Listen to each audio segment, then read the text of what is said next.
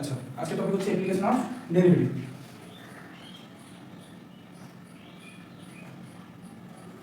এতদিন ডেরিভেটিভ যেগুলো করেছি সেগুলোর অ্যাপ্লিকেশন এখন অ্যাপ্লিকেশন অফ ডেরিভেটিভ। আচ্ছা, কীভাবে এতে ডেরিভেটিভগুলোকে কীভাবে অ্যাপ্লাই করবো সেটা, হ্যাঁ। আচ্ছা, আগে বুঝবো definition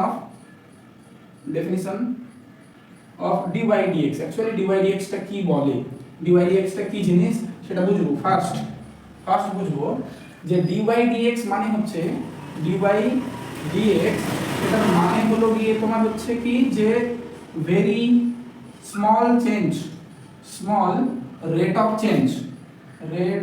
change of y with respect to x।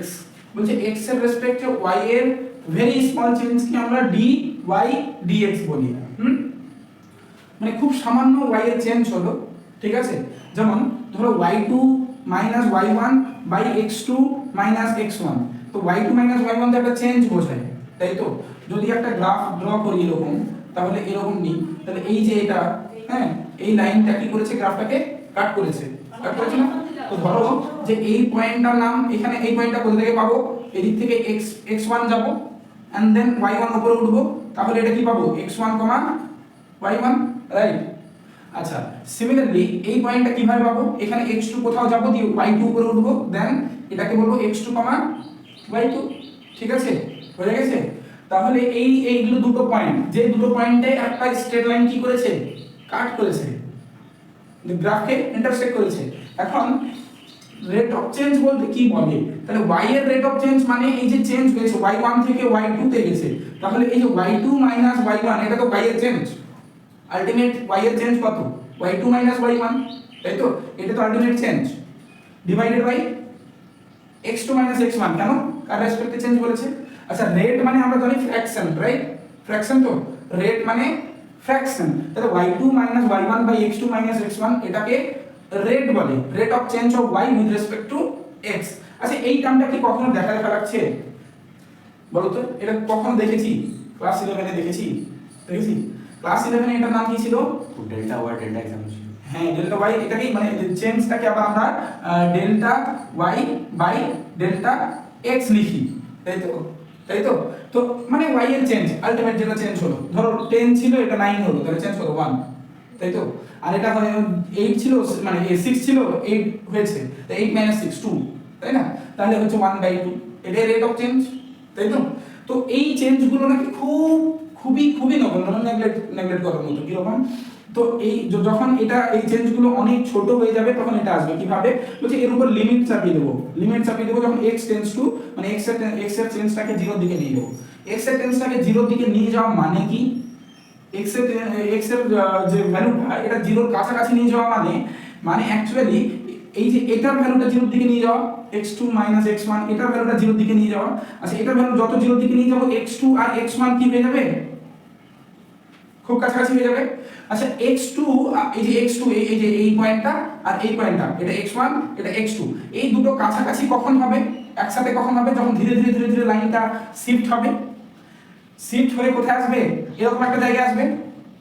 আর লাইনটা যখন এরকম একটা জায়গায় আসবে তখন একটা কি ক্রিয়েট করবে, এটাকে কি বলে, গ্রাফের ট্যানজেন্ট লাইন বলে, বলেন। তাহলে এই লাইনটাই যখন খুব ক্লোজ যেতে x1 আর x2 প্রায় কাছাকাছি হয়ে যাবে, x1 আর x2 আর very close to each other, মানে একটা সময় গিয়ে সেম পয়েন্ট হয়ে যাবে x1 x2, তার মানে এই পয়েন্টটা গিয়ে এই পয়েন্টে হবে, তবে তো ট্যানজেন্ট হবে। তাহলে ট্যানজেন্ট হতে গেলে আমাকে এই লাইনটাকে, যেটা লাইন গ্রাফকে কাট করেছিল, সেই লাইনটাকে কোথায় যেতে হবে, টাচ করতে হবে, কাট করা যাবে না। ট্যানজেন্ট হওয়ার জন্য ট্যানজেন্টের ডেফিনিশন বলে যে একটা গ্রাফের ট্যানজেন্ট যেটা একটা সার্টেন পয়েন্টে টাচ করবে বাট নট কাট করবে না, ওকে।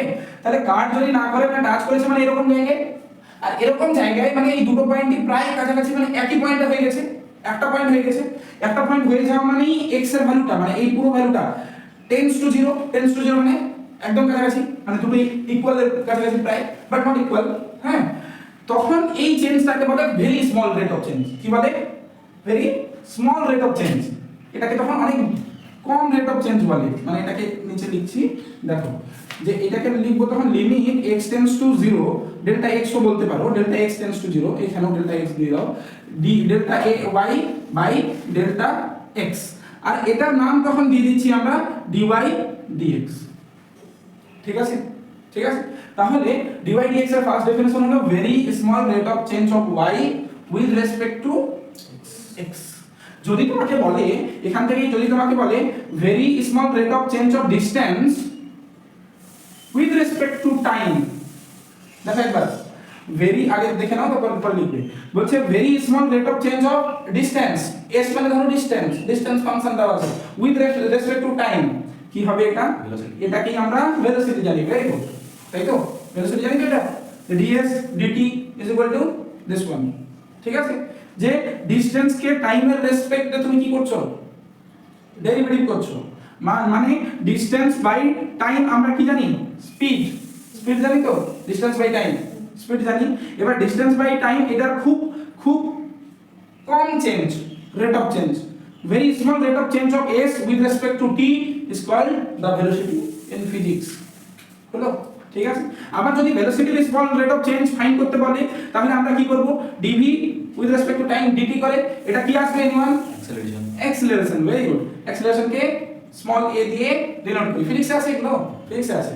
এখন কথা হলো এগুলো কি, এই যে রেট অফ চেঞ্জ মানে কি, যে তুমি ডিসটেন্সটাকে কি করছো, টাইমের রেসপেক্টে কখনো বাড়ছে কখনো কমছে, অ্যাকচুয়ালি কি হলো, চেঞ্জ হচ্ছে না, চেঞ্জ হচ্ছে তো, তার মানে ভেলোসিটি চেঞ্জ হচ্ছে কার রেসপেক্টে, টাইমের রেসপেক্টে। তুমি t 2 সেকেন্ডে যাই ডিসটেন্স যেটা কভার করতে, হ্যাঁ তুমি t 4 এ বেশি বেশি বাড়িয়ে দিয়েছো, মানে চেঞ্জ করেছো, চেঞ্জ করেছো মানে ভেলোসিটি চেঞ্জ হলো।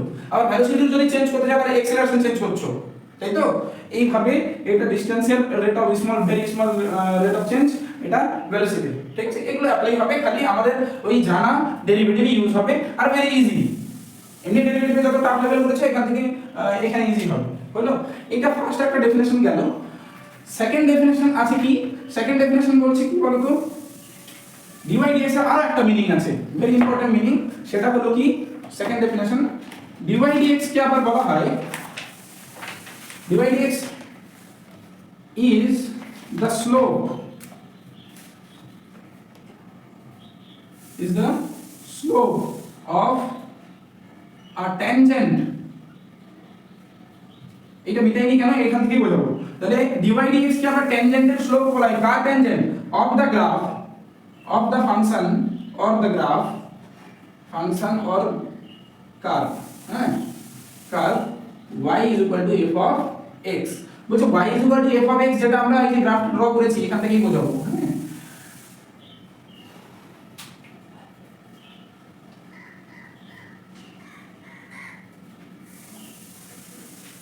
বলি দেখো, বলছে এই যে একটা y is equal to f of x graph draw করেছি, ঠিক আছে, কার্ভ হয়েছে, এই কার্ভের নাকি ট্যানজেন্টের স্লোপটাকে dy dx বলে, এই ট্যানজেন্টের স্লোপ যেটা সেটা dy dx, মানে এই ট্যানজেন্টের স্লোপ মানে কি, আমরা কি জানি যে স্লোপের definition, if a line makes an angle theta with positive x axis then tan theta is called the slope of that line, তাই তো। যদি এই অ্যাঙ্গেলটা থিটা হয়, এই অ্যাঙ্গেলটা থিটা হয়, তাহলে এই থিটার tan ট্যানজেন্টের ভ্যালু, এটাকেই আমরা m বলেছিলাম ক্লাস 11 এ, মনে করে রাখো, তাই তো, এটা জানতাম আমরা। আর m এর আরেকটা কি ভ্যালু জানতাম, ওই যে y2 y1 যদি পয়েন্ট দেওয়া থাকতো, বাই x2 x1, যেটা নিয়ে আমরা একটু বললাম small rate of change of y with respect two x, right. এটা আমরা তো স্লোপের জায়গায় বসাতে মনে আছে, এই যে y y1 ইকুয়েশন ছিল, লাইনের equation, y2 y1 by x2 x1 into x x1, এটা লাইনের ইকুয়েশন ছিল না, 2 পয়েন্ট ফর্মুলা, ঠিক আছে। আর যখন আমাদের পয়েন্ট দেওয়া থাকতো না, স্লোপটা পেয়ে দিতাম বা থিটা দেওয়া আছে, তখন y y1 is equal two m into x x1, এগুলো লাইনের ইকুয়েশন করতাম না আমরা ক্লাস 11 এ, হ্যাঁ। তার মানে m এর ভ্যালুটা y2 y1 by x2 x1 ছিল স্লোপ, হ্যাঁ। আবার m is equal two tan থিটাও ছিল তো। এখন কথা হলো আর একটা নতুন জিনিস জানলাম, যে এই যে y2 y1 by x2 x1, এটাই তো আমরা dy dx, হ্যাঁ। ক্লাস 12 এ এসে ফার্স্ট টাইম আমরা বুঝছি যে y2 y1 by x2 x1, সেটাকে আমরা dy dx বলছি, ঠিক না, very small rate of change of y। তাহলে আমরা সেই m এর ভ্যালু তাহলে টোটাল দুটো জানলাম, tan থিটা আর y2 y1 x2 x1। এখন বলতে পারবো কি যে m এর ভ্যালু অ্যাকচুয়ালি ক্লাস 11 এ ছিল tan theta y2 y1 x2 x1। আর এখন যেটা পেলাম সেটা হলো যে কোনো কার্ভ দেওয়া থাকলে ওই কার্ভের ডেরিভেটিভ x এর রেসপেক্টে করলেই সেটাই স্লোপ হবে। Is that clear? ক্লিয়ার? বোঝা গেল কি? তাহলে কোন কার্ভের স্লোপ বলতে ওর ট্যানজেন্টের স্লোপ, ওর ট্যানজেন্টের স্লোপ কত হবে ওই কার্ভটাকে ডেরিভেটিভ করে দিলেই হবে, রাইট? বুঝা গেছে? এই যে y f of x এই কার্ভটা আছে, এই কার্ভের ডেরিভেটিভ করলেই নাকি এই যে ট্যানজেন্টটা, এই যে এই পয়েন্টটাতে ট্যানজেন্টটা তার নাকি স্লোপ পাওয়া যায়। ওকে, তাহলে তোমার থিটাও জানার দরকার পড়লো না, তাই তো? y2 y1 x2 x1 জানার দরকার পড়লো না। তোমাকে এগুলো সমস্ত ডেরিভেশন করে বলে দেওয়া হয়েছে যে this is small rate of change, if this is small rate of change of y with respect to x, then you can write it as dy dx after taking limits. So the definition of derivative comes from the definition of limit, মানে using limit use করার পরই তো এটা এসেছে। কিন্তু আমরা কি ডেরিভেটিভের ডেফিনিশন ইউজ করি h দিয়ে, ইউজ করি কি limit f of h plus f of h a plus h minus f of h by h, যেগুলো ডেফিনিশন ছিল আমাদের ডিফারেন্সিবিলিটিতে, সেভাবে করি না কেন, এগুলো আমাদেরকে ডেরিভেশন করে দেওয়া হয়েছে। তাহলে আমরা ডাইরেক্ট ডিভাইড dx করতে পারবো। তাহলে আমাদের মেইন টার্গেট এই চ্যাপ্টারে হচ্ছে যে স্লোপ মানে dy dx, আর এইখানে dy dx মানে very small rate of change of y with respect to x। দুটো ডেফিনিশন দেখলাম, ঠিক আছে? এই দুটো ডেফিনিশন কিন্তু খুবই ইম্পর্টেন্ট। ওকে, তাহলে ভালোভাবে করতে হবে। এবার আমরা এক্সারসাইজ করতে পারবো, এটা করলে এক্সারসাইজ করতে পারবো। বোঝা গেল কনসেপ্ট? এটা কনসেপ্টের বিষয়। এবারে প্রবলেম সলভ হবে।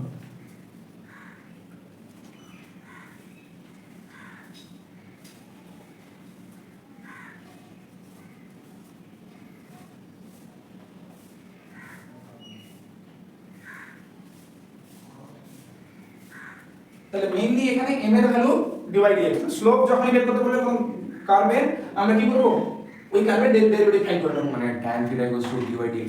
হ্যাঁ, tan থিটা dy dx। এখন tan থিটারও দরকার নেই, ক্লাস 11 এ কাজ করেছি, যদিও দরকার পড়লে আমরা করে নেব। যে স্লোপ মানে tan থিটা, যদি থিটা আমাদের প্রোভাইডেড থাকে বা কোনো ক্লু থেকে আমরা থিটা পেয়ে যাই তাহলে সেটা tan থিটাটাও স্লোপ হবে, বাট বেশি ইউজ হবে না। এই দুটোই m মানে dy dx মানেই যে স্লোপ, এই কনসেপ্টটা ইউজ হবে বারবার, ঠিক আছে? বোঝা গেছে? First of all this one dy dx মানে very small rate of change of y with respect to x। ওকে, মানে চেঞ্জ যখনই দেখবো তখনই, আচ্ছা চেঞ্জ মানে কি বোঝায়? অ্যাকচুয়ালি চেঞ্জ মানে দুটো হতে পারে। চেঞ্জ কিভাবে হতে পারে? হয় চেঞ্জ ইনক্রিজ করলো, বেশি হতে পারে, আবার না হয় ডিক্রিজ করলো। তো চেঞ্জ মানে দুটোই বোঝায়। হ্যাঁ, ডিক্রিজ মানে তো মাইনাস হয়ে যাবে। ডিক্রিজ হলেও হ্যাঁ কিছু ক্ষেত্রে মাইনাস হবে। তবে কোথাও যদি কোনো স্পিড কমে গেল তার মানে সেটাও চেঞ্জ, স্পিড বেড়ে গেছে সেটাও চেঞ্জ, ডিসটেন্স কমে গেল সেটাও চেঞ্জ, ডিসটেন্স বেড়ে গেছে সেটাও চেঞ্জ। এটা প্রবলেম দেখলে আমি বুঝে যাব, কোথাও ইনক্রিজ বলবে কোথাও ডিক্রিজ বলে দেবে, ঠিক আছে? বুঝা গেল? নেক্সট, তাহলে আমাদের এখন আপাতত এই ফার্স্ট এক্সারসাইজের জন্য এই definition most important. Find the rate of change of area, find the rate of change of area of a circle. এখন তোমরা বলবে আমাকে যে area of a circle, area of a circle কত হবে? Pi r square. Pi r square. তাহলে এরিয়াটার নাম AD is equal to pi r square. বলছে এই এরিয়াটার রেট অফ চেঞ্জ চাই কার রেসপেক্টে? আর এ আর রেসপেক্টে। তার মানে কি ফাইন্ড করতে হবে অ্যাকচুয়ালি? বি DA DR, তাই না? DA, তাই তো? দেখো rate of change of area with respect two radius. তাহলে therefore the rate of change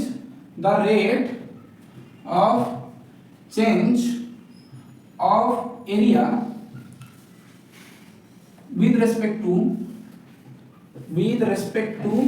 r is কি হবে? DA DR। এর ভ্যালু বসাও, মানে এটা DDR ছিল তাই তো, আর এটা কত? পাই আর স্কয়ার। ডেরিভেটিভ করতে পারবো? পারবো তো? তাহলে কত হবে বলো? সার্কামফারেন্স হবে। হ্যাঁ, ভেরি গুড। কত হবে? তাহলে পাই তো কনস্ট্যান্ট, আর স্কয়ারের ডেরিভেটিভ কত? 2r। আর রেসপেক্টেই আছে, কোনো প্রবলেম নেই। তাহলে অ্যাকচুয়ালি হয়ে গেল 2 পাই r। ওরা বলেছে যে at r is equal to 3 semi, right? at r is equal to 3 semi, কিভাবে লিখবো তাহলে এটা কিভাবে মানে এরই ভ্যালুটা আর এর ভ্যালু 3 বসিয়ে দেবো তাই তো তার মানে dA dr add আচ্ছা অ্যাডটা এভাবে আমরা r 3 লিখবো ঠিক আছে আমরা ডেরিভেটিভ শিখেছি যদিও তাহলে 2 * পাই * 3 দ্যাট ইজ কত 6 পাই তাই না rate of change of area with respect two r is 6 pi clear বুঝে গেছে বুঝা গেল কি নেক্সট তাহলে কি হবে পরে r 4 বলেছে এটা ফার্স্ট ছিল আচ্ছা সেকেন্ড হলো যে r 4 হলে dA dr at r 4 is কত হবে 8 পাই রাইট 8 পাই তো বাস নেক্সট কোশ্চেন কি বলেছে